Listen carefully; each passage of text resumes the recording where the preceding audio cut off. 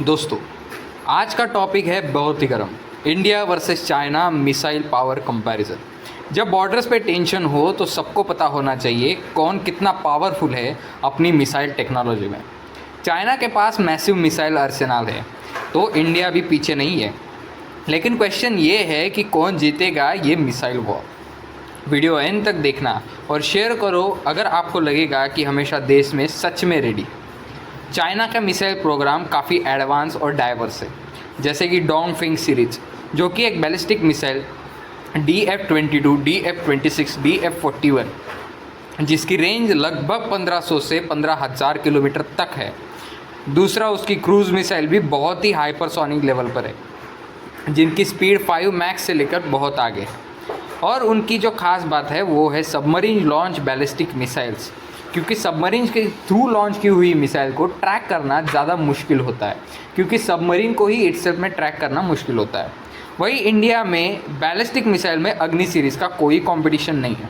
अग्नि सीरीज़ की अग्नि 1 से अग्नि 5 तक, जिसमें रेंज लगभग 5,000 किलोमीटर से भी ज़्यादा है, बहुत ही खतरनाक मिसाइल सिस्टम है। उसके बाद आती है हमारी पृथ्वी मिसाइल जो कि टैक्टिकल रेंज की मिसाइल है।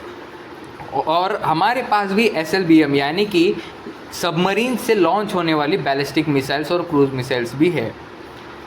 लेकिन जो एक चीज़ है जो हमारे पास है लेकिन चाइना के पास नहीं है वो है ब्रह्मोस जैसी मिसाइल, एक सुपरसोनिक क्रूज मिसाइल जो जॉइंट वेंचर रशिया के साथ बनाया गया है, जिसका कोई भी जवाब चाइना के पास नहीं है। इंडिया का जो फोकस होता है वो सेकंड स्ट्राइक कैपेबिलिटी और रिलायंस डिटरेंस पे होता है, सर्वाइवबिलिटी के साथ। अगर हम बात करें डायरेक्ट कंपैरिजन की तो चाइना के पास 15,000 किलोमीटर की बैलिस्टिक मिसाइल की रेंज है और इंडिया के पास 5,000 किलोमीटर की बैलिस्टिक मिसाइल की रेंज है, और दोनों ही MRIV कैपेबिलिटी के साथ है।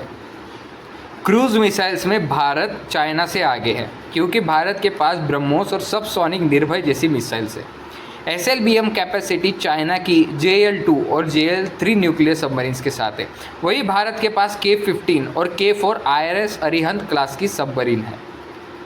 चाइना के पास हाइपरसोनिक वेपन्स है।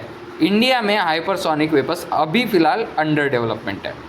चाइना की मिसाइल पावर उसके एग्रेशन पोस्चर का बेस है, स्पेशली तिब्बत और अरुणाचल प्रदेश बॉर्डर पर। इंडिया का missile program defensive but credible deterrent है।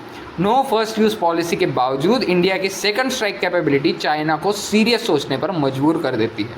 और जैसा कि हमने ऑपरेशन सिंदूर में देखा, किसी के पास कितने वेपन्स है ये ज़रूरी नहीं है, वो वेपन्स कितने अच्छी तरह से इंटीग्रेटेड है हमारी सुरक्षा करने के लिए, हमारी बॉर्डर को डिफेंड करने के लिए, ये ज़्यादा ज़रूरी है। और चाइना कभी भी कोई भी वॉर हेड में एक्चुअल वॉर में शामिल नहीं हुआ है। चाइना ने आखिरी वॉर जो लड़ी थी वो बहुत पहले लड़ी थी, और इंडिया ने तो हर बार वॉर लड़ी ही है, क्योंकि हमारा पड़ोसी देश पाकिस्तान वॉर लवर है। तो इसलिए हमारी वॉर होती रहती है और हमें प्रैक्टिकल नॉलेज है कि किस तरह से हम करते हैं। देखो, नेट प्रैक्टिस करना और डायरेक्टली क्रिकेट का मैच खेलना दोनों बहुत ही अलग चीज़ें हैं, और इसीलिए भारत के पास ये एडवांटेज है कि हम कुछ चीज़ों में चाइना से आगे ज़रूर हैं। मिसाइल टेक्नोलॉजी में एटलीस्ट भारत और चाइना सेम लेवल पे है। वॉर हेड्स के मामले में चाइना के पास नंबर्स ज़्यादा है, लेकिन चाइना का बॉर्डर एरिया भी ज़्यादा है, चाइना के दुश्मन भी ज़्यादा है। इसीलिए इस जंग में प्रैक्टिकली सोचे तो अगर कल को वॉर होती है तो इंडिया को एक एज ज़रूर मिलेगा।